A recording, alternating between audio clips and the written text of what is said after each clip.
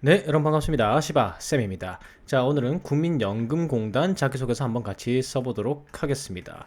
자, 늘 하던 대로 항목 분석 예상평가지표 작성 전략 유튜브에서 말씀드리고 고정 댓글 링크 따라가시면은 작성 템플릿하고 예시 있으니까 보시면서 완성하시면 되겠습니다. 본격적으로 시작하기 전에 구독, 좋아요 부탁드리면서 바로 시작하죠.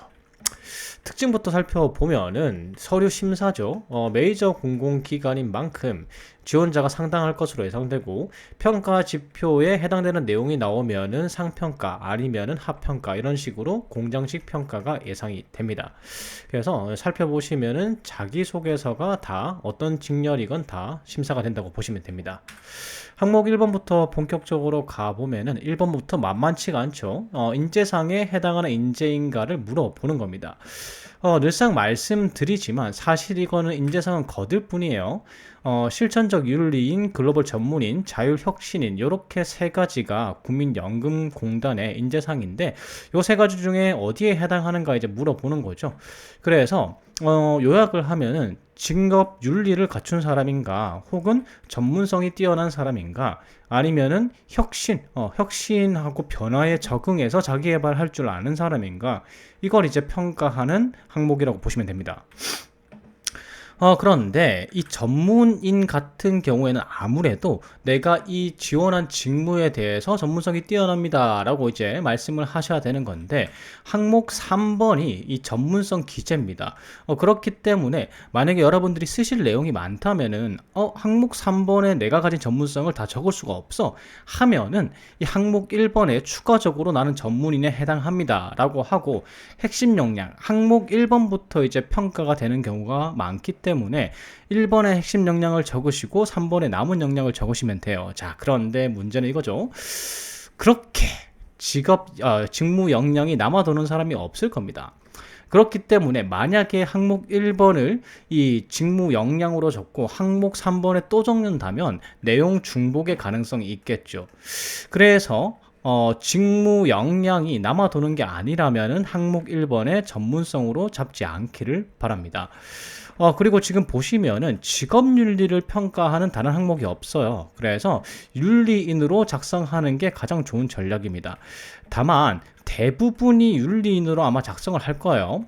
그렇기 때문에 면접을 생각하면은 이제 필기 합격하고 면접까지 생각했을 때는 만약에 여러분들께서 뭐 4차 산업혁명 관련 교육이나 자격증이라든가 아니면은 적극적으로 내가 학교 교육 외에 외부 교육을 통해서 이러한 뭐 ESG 관련이라든가 상경계 같은 경우에는 ESG 관련이라든가 아니면 이제 4차 산업혁명 관련해서 뭐 데이터 교육 같은 걸 갖다가 받은 이제 받은 적이 있으신 분들은 자율인으로 작성하시는 것도 추천드립니다. 제가 생각하기에는 대부분 윤리인으로 적어야 될 것 같아요.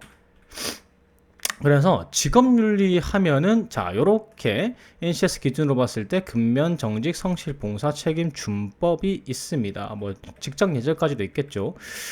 그런데 제가 추천드리는 건 책임이나 준법, 특히 준법을 통해서 그 규정 준수를 한다라고 적으시는 걸 추천드려요. 자, 왜 그러냐면 지금 요게 직무 수행 태도 부분만 모든 직렬에 대해서 지금 채용하는 모든 직렬에 대해서 가지고 온 건데 대부분 다 뭐가 있냐면은 규정 준수가 있습니다. 그래서 어떠한 직렬이건 간에 여러분들께서 규정 준수로 적으신다면 직무 관련 태도 중심으로 적으실 수가 있는 거예요. 다만 이제 상경계 직무들 같은 경우에는 책임감으로 작성하셔도 직무 수행 태도에 해당이 될 수 있습니다. 그래서 내가 이공계다 그럼 선택의 여지 없이 규정 준수 적으시면 되고요. 내가 상경계 직렬이다 하면은 책임감이나 규정 준수 중 하나를 고르셔서 작성하시면 되겠죠. 자, 작성 플러스는 이렇습니다. 저는 어느 인재상에 해당하고요. 그에 대한 근거로 정량적 근거는 이렇고요. 정성적 근거는 이렇습니다. 이렇게 이제 적으시는 걸 추천드리고요. 그 다음에 이 능력, 이 직업윤리 혹은 뭐 이런 변화에 대한 적응력 아니면 이런 전문성이 국민연금에 필요한 이유, 이런 인재가 그 국민연금에 필요한 이유를 간단하게 기재하시고 그 다음에 내가 이러한 역량, 뭐 직업윤리건 전문성이건 아니면은 이제 변화에 적응하는 그런 자기개발 능력이든 이런 능력을 가지고 있으니까 그 능력을 바탕으로 국민연금에 기여할 자신이 있습니다. 이런 식으로 마무리하시면 됩니다. 자, 바로 예시 볼게요. 저는 이제 율리인으로 적어봤습니다. 아무래도 율리인으로 여러분들이 작성하실 가능성이 높으니까요. 저는 율리인에 해당하는데 특히 자 여기서 내가 해당하는 직업윤리를 제시하시면 되겠죠. 규정준수 능력을 만약에 여러분들께서 어필하실 때 저는 규정을 잘 지키는 사람입니다 라고 하는 것보다는 규정도 잘 지키고요, 그 다음에 플러스해서 저만 지키는 게 아니라 동료들도 지키게 만드는 그런 선한 영향력을 끼칠 수 있는 사람입니다 라고 작성하시면 조금 더 높은 평가를 받으실 가능성이 커요. 그래서 제가 두 갈씩 문장으로 이렇게 적은 거고요. 이렇게 얘기를 했으니까 저는 규정을 잘 지키는 사람입니다 라고 했으니까 그에 대한 근거를 제시를 해야 되겠죠. 그런데 이제 규정준수 같은 경우에는 뭐 규칙 잘 지키는 자격증 이런 건 없잖아요. 그래서 정량적 근거는 못 적고요, 정성적 근거인 경험을 적을 수가 있겠죠. 그리고 직업윤리 같은 경우에는 특별히 자격증 같은 정량적 근거가 없기 때문에 사례 하나만 딱 집어가지고 저는 이 사례 때문에 규정을 잘 준수합니다, 요것보다는 제가 이런 사례도 있고요, 저런 사례도 있어요. 그래서 규정 준수를 저는 항상 지키는 사람입니다. 이런 식으로 사례를 긴 거 하나, 짧은 거 하나 이렇게 작성하시는 걸 추천드립니다. 그래서 제가 가져온 사례는 뭐냐면 이거는 이제 실제 들었던 사례인데, 근로장학생 때 보통 인쇄 장비가 갖추고 있죠, 학과 사무실에. 그래서 인쇄 장비를 사용할 때 대장을 작성해야 되는데 아무도 안 지키더란 말입니다. 그래서 나는 지켰다, 나는 지켰고 그 다음에 다른 사람도 지키게 만들면 더 좋다고 했죠. 그래서 제가 없을 때도 인쇄물을 부착해서 사용 대장을 적도록 만들었다. 그러니까 나도 규정 준수를 하지만은 다른 사람들도 규정을 준수할 수 있도록 만들었다. 이런 사례를 가지고 온 거예요. 그래서 그 결과 사용대장이 규정에 맞게 이 성과가 됐고, 그 다음에 이제 조직의 성과도 이렇게 났습니다. 뭐 요거 정도는 빠져도 상관없습니다. 뭐 규정을 잘 지킬 수 있었다, 다른 사람도 지켰다, 뭐 이런 사례를 적으시면 되는 거고요. 그 다음에 마지막으로 제가 직업윤리 같은 경우에는 하나의 사례만 가지고 저는 규정을 잘 지켰습니다, 이렇게 하면 설득력이 좀 떨어진다고 했죠. 그래서 간단한 추가 사례 정도 이렇게 기재를 했습니다. 그래서 사용대장 규정을 지켰던 사례 플러스 도서관 사서 근무할 때 또 규정을 지켰던 그런 사례를 갖다가 추가적으로 한두 문장 정도로 기재를 한 겁니다.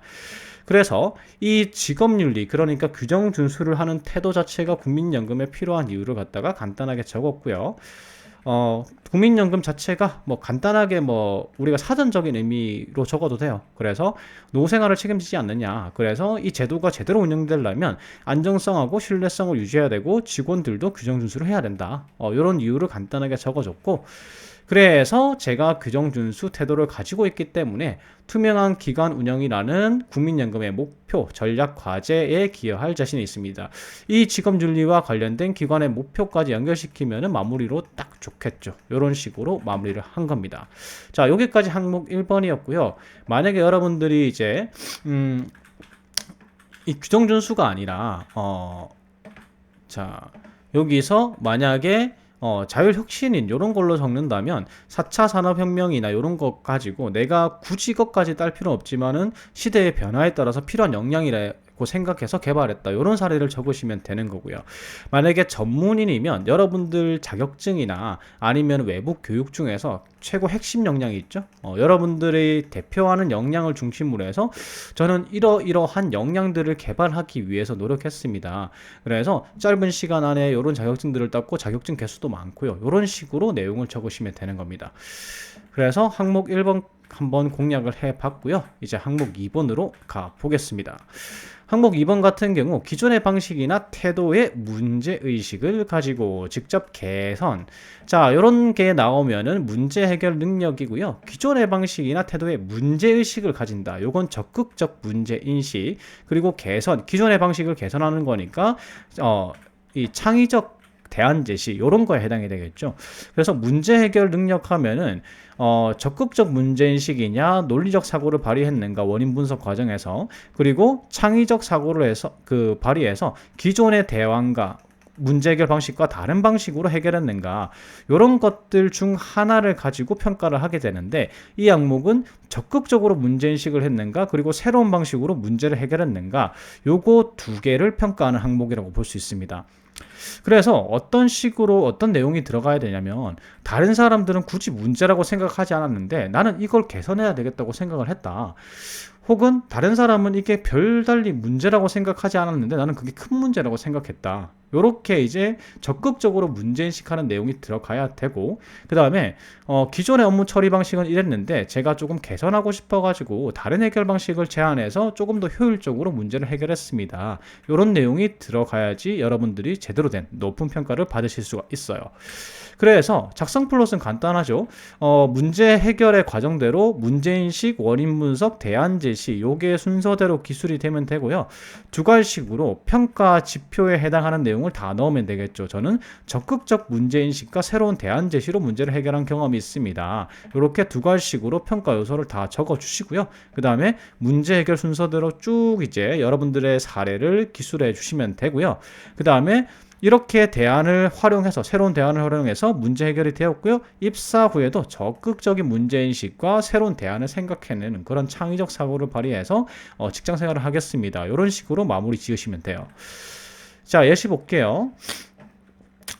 요렇게 어떤 경험 당시에 적극적 문제인식하고 기존의 방식과 다른 새로운 문제 해결 방식으로 팀의 목표 달성에 기여했습니다. 이런 식으로 평가 요소, 높이 평가될 만한 걸 두괄식으로 다 때려 넣는 겁니다.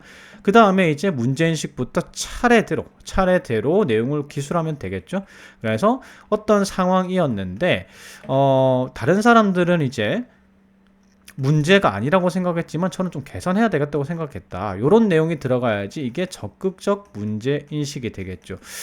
제가 항상 말씀드리는 거지만은 저는 제가 제시 드리는 사례는요, 제가 들었을 때 좋다고 생각했던 사례들을 소개해 드리는 거지 반드시 이런 사례가 있어야 되는 건 아니에요. 중요한 건 내용입니다. 적극적인 문제 인식이 들어가야 됩니다. 남들은 문제가 아니라고 생각했던 거, 굳이 개선하지 않으려고 했던 걸 나는 개선하려고 문제로 인식했다라는 내용이 들어가면 되는 거예요. 자, 그 다음에 논리적 원인 분석. 사실은 이 부분이 길게 기재될 필요는 없습니다. 왜? 평가 지표에서 빠져있기 때문이죠.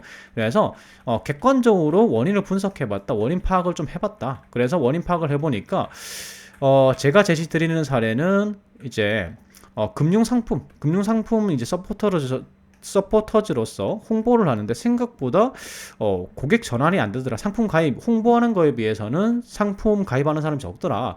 그래서 이게 문제라고 생각했는데 원인을 살펴보니까 고객은 중장년층 대상 이제 상품은 그런데 홍보는 SNS로 하고 있더라. 이게 원인이었다. 이렇게 원인 파악을 한 내용이 들어갔고요. 그 다음에 이제 기존의 대안과 다른 새로운 대안을 제시했다는 내용이 들어가겠죠. 획기적인 대안이 아니라도 돼요. 기존에 이런 식으로 기술되면 됩니다. 기존에는 이러한 방식으로 문제를 해결했었는데, 아니면 이런 방식을 사용했었는데, 나는 이 방식과 조금 다른 측면에서 접근해서 새로운 방식을 제안했다 정도 내용이면 돼요. 획기적인 대안이 아니라도 괜찮습니다. 그래서 제가 제시 드린 사례는 기존에는 뭐 트로트 이런 거 많이 하죠. 트로트 가수나 뭐 드라마 같은 걸 통해서 홍보를 많이 했는데, 그게 아니라 중장년층은 온라인에 익숙하지 않지 않느냐. 그래서 오프라인, 차라리 예전 거지만은 오프라인을 하는 게 어떻겠느냐 제안했다라는 거죠. 그래서 기존에는 이렇게 해결했는데 나는 새로운 측면에서 접근했다 정도 내용이 들어가면 되고요. 마지막으로 그렇게 문제가 해결됐고 나는 팀의 목표에 기여할 수 있었습니다. 어떤 성과가 났습니다. 이렇게 제시하시고 마지막으로 입사 후에도 적극적으로 문제인식하고 새로운 접근 방식으로 문제를 해결하겠습니다. 그럴 수 있는 사람입니다. 자신 있습니다. 이런 식으로 마무리하시면 되겠죠. 자, 그 다음 항목 3번 가보겠습니다. 직무 전문성을 갖추기 위해서 노력한 성과죠. 당연히도 이건 직무 수행 능력을 평가하는 항목입니다. 평가 이제 기준은 당연하게도 직무 기술서 기반 지식 기술 태도고요. 제가 이런 항목 나왔을 때 항상 말씀드리지만 태도적인 부분은 근거 제시하기가 되게 힘듭니다. 그리고 평가도 잘 안 되고요. 그래서 여러분들이 이제 이력서 상호에 보여줄 수 없는 지식과 기술 이거나 아니면 이력서상에 나와 있지만은 그걸 한 번 더 그 자기소개서 항목에 기재하는 게 좋습니다. 이유는 뭐냐면 간혹 가다가 이러신 분들이 계십니다. 아니 이력서에 나와 있는데 왜 자기소개서에 또 기재를 해야 됩니까? 라고 이제 말씀하시는 분들이 있는데, 어디까지나 자기소개서는 자기소개서를 놓고 평가하는 거잖아요. 그렇기 때문에 이력서를 참고를 안 하는 경우가 있습니다. 그러면은 내가 엄청 자격증 좋은 걸 들고 있는데 이 그 서류 전형 평가위원들이 그걸 고려하지 않고 기재된 걸로만 평가할 가능성이 있다라는 거죠. 그래서 이력서에 기재된 내용 플러스 이력서에 없는 내용, 이력서에 없는 직무 역량, 직무 관련 지식과 기술들을 갖다가 기재를 하시면 되는 겁니다. 가독성 있게 여러분들의 직무 핵심 역량들을 정리하시면 되는 거예요. 그리고 혹시나 자기 개발 능력이 평가될 수 있어요. 약간 항목이 좀 이상하거든요. 그래서 지원자가 기울인 노력을 성과와 연계해서 구체적으로 기술해 달라고 하니까 혹시나 이런 항목에서 자기 개발 능력을 평가할 수도 있습니다. 그래서 내 목표는 무엇이었고 그것에 따라서 이런 역량들을 개발했다 정도 내용이 들어가면 됩니다. 그래서 이 한 번 항목을 작성하시기 전에는 약간의 준비 과정이 필요해요. 우선 직무 기술서를 한번 펼치십시오. 여러분들이 지원하시는 직무의 직무 기술서를 딱 다운받아가지고 펼치신 다음에 보유한 능력들, 여러분들이 보유한 능력들을 갖다가 쭉 표기를 하세요.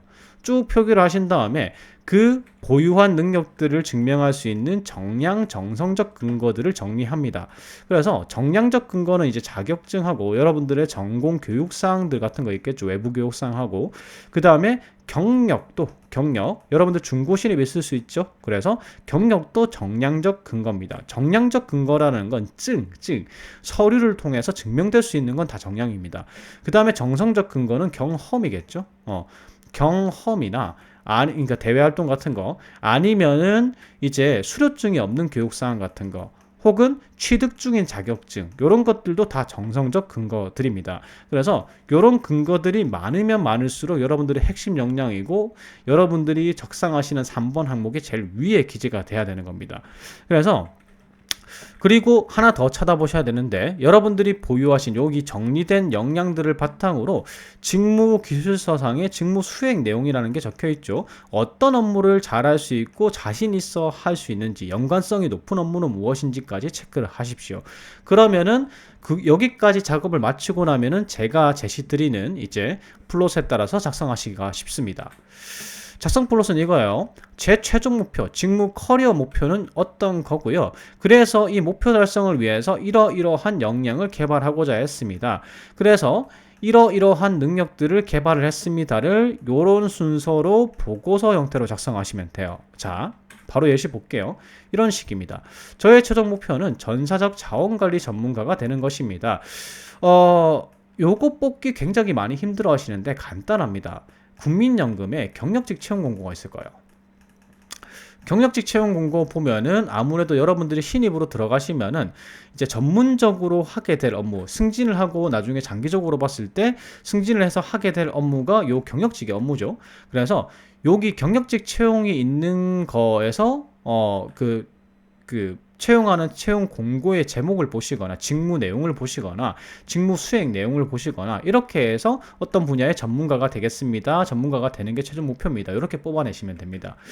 그렇게 해서 이 전문가가 되는데 필요한 역량들을 이렇게 개발하기 위해서 노력해 왔습니다. 이렇게 이제 작성을 하시면 되겠죠. 두관식으로 이렇게 내가 어떤 능력을 가지고 있습니다 라고 적어주시고 나머지는 이렇게 파악하기 쉽게 보고서 형태로 적어주시면 돼요.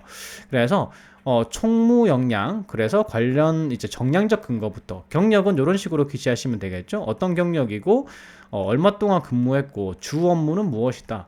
그리고 총무와 관련된 자격사항은 이런 것들이 있고 교육사항은 이런 과목들을 이제 뭐 16학점 정도 들었다. 그리고 관련 경험은 제가 실습생을 한 적도 있다. 사무보조 인턴인데 주로 이런 업무들을 했다. 그래서 이런 것들을 통해서 이러한 역량을 습득을 했고 이 역량 키워드들은 전부 다 직무 기술서에서 가지고 온 겁니다. 아무래도 평가위원들이 평가할 때는 직무 기술서 기반으로 평가를 하기 때문에 그 워딩을 그대로 가지고 온 거예요. 그래서 이런 역량들을 가지고 있으니까 이런 업무에 자신이 있습니다로 이 총무에 관한 걸 정리를 쫙 할 수 있죠. 그래서 이것과 비슷하게 이제 뭐 다른 능력들 능력 한 3개 정도 하면은 2개나 3개 정도 하면 800자가 될 겁니다. 그래서 요렇게 내가 능력을 키워왔습니다. 이런 노력을 해왔습니다. 이렇게 작성하실 수 있죠. 서술형으로 정리하시는 것보다 훨씬 더 여러분들의 역량을 간결하고 많이 작성할 수 있는 게 보고서 형태의 작성입니다. 그래서 이렇게 작성드리는 걸 추천드리는 거예요. 그리고 더불어서 저는 지금 자격증을 취득한 자격증만 적었는데 만약에 여러분들이 취득 중인 자격증들이 있으면 이렇게 취득 중이라고 적을 수가 있습니다. 이건 증빙 자료를 필요로 하는 게 아니기 때문에 취득 중인 자격증도 적을 수 있고요. 더불어서 필기가 내가 합격하고 실기를 못했다, 합격을, 그러면 필기 합격 이렇게 적으셔도 됩니다. 그리고 교육도 이수받은 교육이 있고 이수 중인 교육이 있겠죠. 그래서 이수 중이라고 적으셔도 돼요. 그래서 여러분들이 가지고 있는 모든 역량, 진행된 거, 진행하시고 계신 거 모두 다 때려 박으시면 되는 거예요. 그래서 한번 마지막으로 이렇게 정리해주는 글을 적으시면 완성입니다. 위와 같은 과정으로 이러한 능력을 키웠고, 그래서 이런 업무에 자신이 있고, 이걸 성공적으로 수행해서 국민연금에 기여할 자신이 있습니다. 이런 식으로 마무리를 하시면 되는 거죠. 자, 마지막입니다. 항목 4번이 아마 여러분들이 적기 굉장히 힘드셨을 거예요. 사실 저도 이런 항목은 처음 보거든요. 거의 이게 공기업 채용에서는, 공기업 공공기관 채용에서는 처음 보는 것 같아요. 사기업 채용, 대기업 채용에서는 이런 항목이 종종 나오거든요. 이게 굳이 NCS로 라벨링을 하자면은 대인관계 능력을 평가하는 거고, 사실 대인관계 하면은 팀워크, 리더십, 협상 능력, 고객 서비스 능력, 갈등 관리 능력 이런 것들을 평가하게 되는데, 사실 이 항목 자체는 목적은 NCS 대인관계 능력을 평가한다기보다 직장 생활 중 대인관계에 대해서 어떤 부분에서 어려움을 겪고 그에 대한 내성을 가지고 있고 극복 의지를 가지고 있고 사회성을 가지고 있느냐, 이런 것들을 종합적으로 평가하는 항목이라고 볼 수 있습니다. 그래서 질문을 조금 쉽게 바꿔볼게요. 어떤 질문에 대해서 답변한다고 생각하시면 좋냐면 이런 겁니다. 집단 생활 속에서 어려움을 느끼는 부분은 대부분 대인관계입니다. 대인관계이기 때문에 함께 일하기 힘든 사람이 있다면 어떤 사람이고 어떻게 극복하셨습니까? 어떻게 극복하실 겁니까? 요걸 물어보는 게 이제 이 항목이라고 보시면 됩니다.